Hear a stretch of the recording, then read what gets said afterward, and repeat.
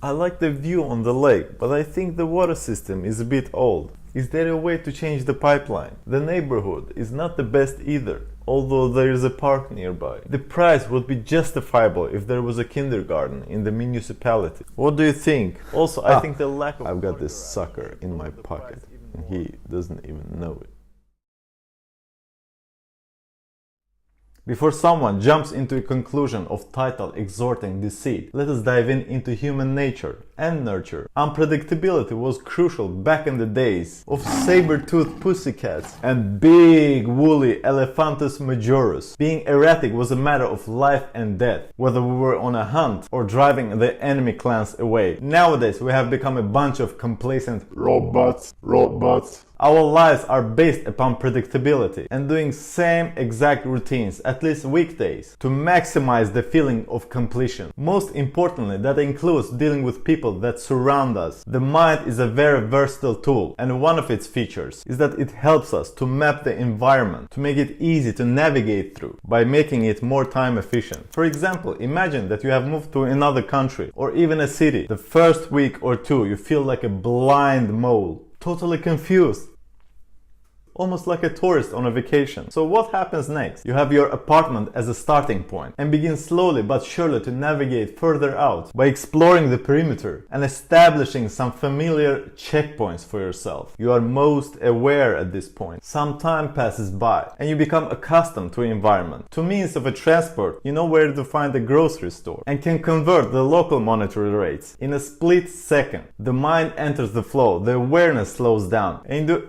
everything by heart. You have landed. No more adventure. Maybe some people like security, which I highly doubt if they really understood what kind of a trade-off security means. But does it sound like fun? Doing same things over and over, day in, day out. Now tell me, why do you think that this mind flow is different regarding dealing with people? One of the reasons why AI is on the rise, because we humans hate doing same repetitive things over and over again. Relationships, bonds, and interactions have the same effect on us. If we don't feel any excitement, newness, or inspiration for growth during these interactions, we get bored and lose attention. That's why intentions are important, and it matters to not show them all the time. Being unpredictable can be interpreted and applied in different ways and situations. Unpredictability have been successfully used in warfare as well as romantic encounters. Intentions need to be set out in order to know the direction you're headed. Without intentions, there's no goal. And without a goal, you are fumbling in the dark. That being said, showing and telling about your intentions makes you run a higher risk of being used and actually makes you quite dull for others. It's like playing poker and having your hand in open on the table for your contenders to see all the time. Now, hand on the heart, who has the higher chance of winning? Or should I say, who has the least chance of winning? Exactly. Concealing your intentions and being unpredictable can be done for manipulation purposes, yes, but we're not about harming others. My point is, not telling is not the same as lying. It's about being restrictive and laid back with your thoughts and emotions, the consequence of which is increased influence over others. So how come, you ask? Because mysterious characters make people confused. They become very curious and maybe a bit insecure, which pushes them to open up their own hand of cards, revealing their intentions.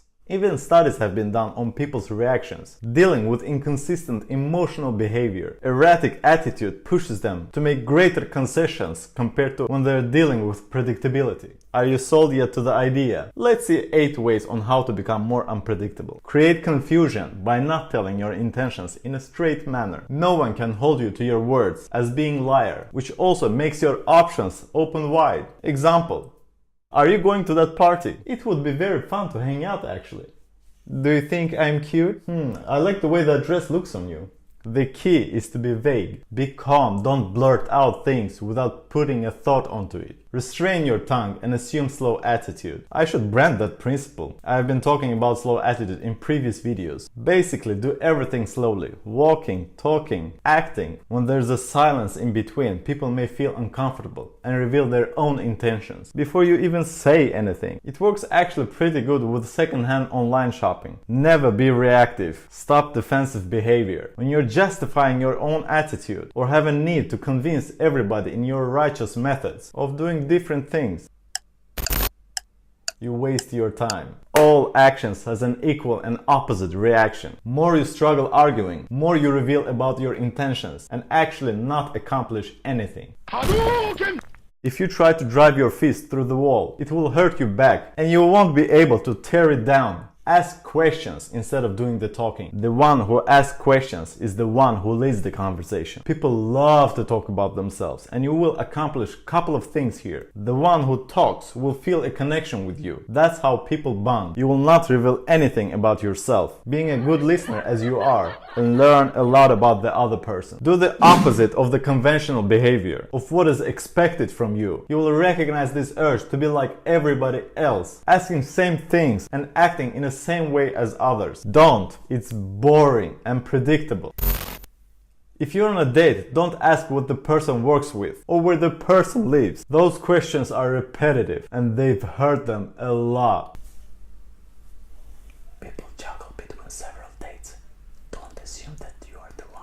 Ask them instead about their most vivid memory from the childhood or the unspoken wish that they want to fulfill someday. Same goes for job interviews and other social gatherings. Don't do alternations of the same things. Do totally new activities and surprise your audience. Let your actions speak for you. Communicate covertly. The feminine is much better with this, but as every skill, the practice makes perfect. This basically means communicating between the lines, not verbally. It goes with the first point, but can be applied in more situations. Speaking with your body language and letting your actions showcase where you stand. It will take effort from people to figure out your intentions. Never push for something. If you are getting criticized, acknowledge it. Let it simmer a while. Make up your mind later. If any situation doesn't coincide with your plans, let it be. A new opportunity will unveil itself. People will be amazed with your unshakable attitude. If someone tries to argue, you may agree verbally by pretending to give up the power in order to silence them, but act according to your own planning. Humans are used to getting reactions out of each other.